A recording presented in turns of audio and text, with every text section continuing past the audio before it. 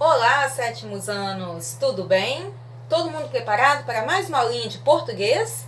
Então vamos lá, vamos nos ajeitar, vamos pegar a apostila, volume 1, vamos abrir lá na página 12, que é o nosso conteúdo da aula de hoje. Como nós já sabemos, a gente inverteu um pouquinho da ordem dos conteúdos na apostila nesse primeiro trimestre. Então nós vamos voltar um pouquinho lá no capítulo 1, que o conteúdo dessa semana se encontra na página 12. Se você quiser, você também pode observar o conteúdo que se encontra no caderno de atividades, página 18. Todo mundo preparado? Apostila aberta, caderninhos em mãos para suas anotações, ou se você quiser estar anotando numa folhinha separada, ou até mesmo na sua apostila, para que depois você possa estar verificando as anotações, ok? Começando então. Essa semana nós vamos trabalhar com a transitividade verbal, ou seja, a classificação dos verbos. Lembram quando nós começamos a analisar as orações? Eu ensinei para vocês a observarem o sujeito, o verbo e o complemento? É isso que nós vamos agora aprender a classificar, esses complementos verbais. Quando nós tínhamos uma frase do tipo: Carla bebeu o suco. Meu sujeito, Carla, bebeu é o nosso verbo. E o que complementa o verbo? Carla bebeu o quê? O suco. Então, o suco era o nosso complemento verbal. Esse verbo que aparecia ali, a gente observou que ele indicava uma ação.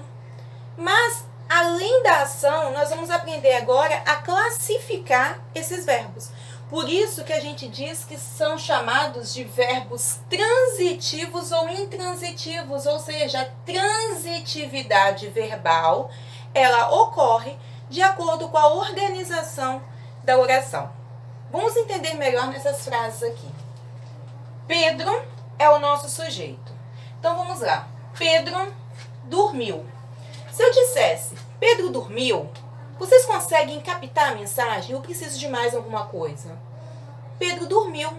Observem que a mensagem é passada e que o verbo dormiu, ele traz a significação completa. A ideia se fecha. Eu não preciso dizer Pedro dormiu tarde da noite, que Pedro dormiu na casa de uma amiga. Eu não preciso dizer que Pedro dormiu na fazenda dos avós, que Pedro dormiu no quarto com o irmão. Não tem necessidade. Você pode até completar, que seria chamadas informações extras. Entretanto, o verbo dormiu, ele traz toda a significação em si. Então, eu posso vir aqui e concluir a minha oração. Pedro dormiu. Quando eu digo, por exemplo, Pedro viu, primeira pergunta que vocês vão fazer: tá, Pedro viu o quê? Porque o verbo ver, ele precisa de um complemento. Quando eu digo que Pedro viu, vocês vão querer saber o que o Pedro viu. Então eu poderia dizer, Pedro viu o filme. Mas eu preciso completar. Se eu encerrar a oração aqui, depois do verbo, não tem sentido.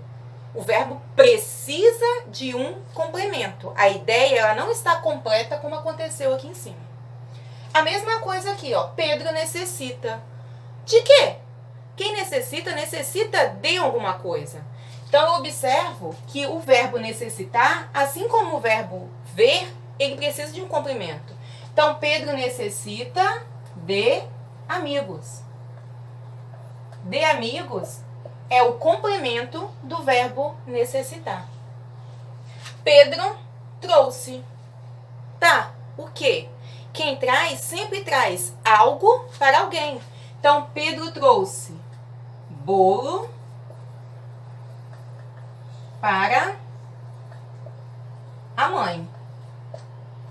Observem que o verbo trazer, ele pede não só um, mas dois complementos. Estão vendo?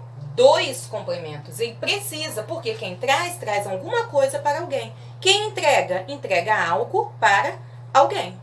Então, observem nessas orações aqui em cima que os verbos, eles possuem necessidade ou não de um complemento. Verbos como dormir, sonhar, embarcar, afundar, mentir, são verbos que necessariamente, quando você os utiliza, eles não pedem um complemento. Por exemplo, a menina dormiu. Não importa se era tarde, não importa se era cedo. Ela dormiu. Então, a significação da oração está ali. O barco afundou. Eu posso até dizer que o barco afundou no Pacífico, mas quando eu digo que o barco afundou, a oração tem sentido completo. Aninha mentiu.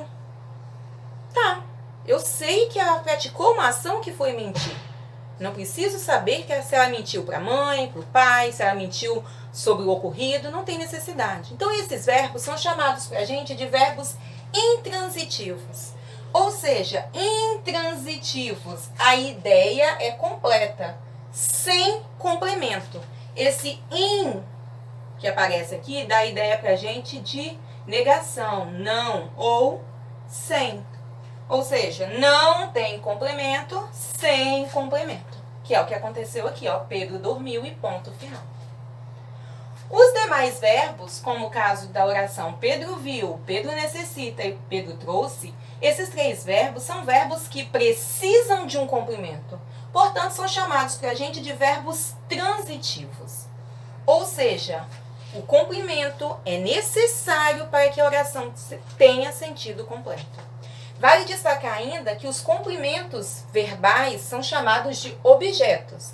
Então, quando eu digo Pedro necessita de amigos, necessita é o meu verbo transitivo, de amigos é o meu complemento verbal, também chamado de objeto.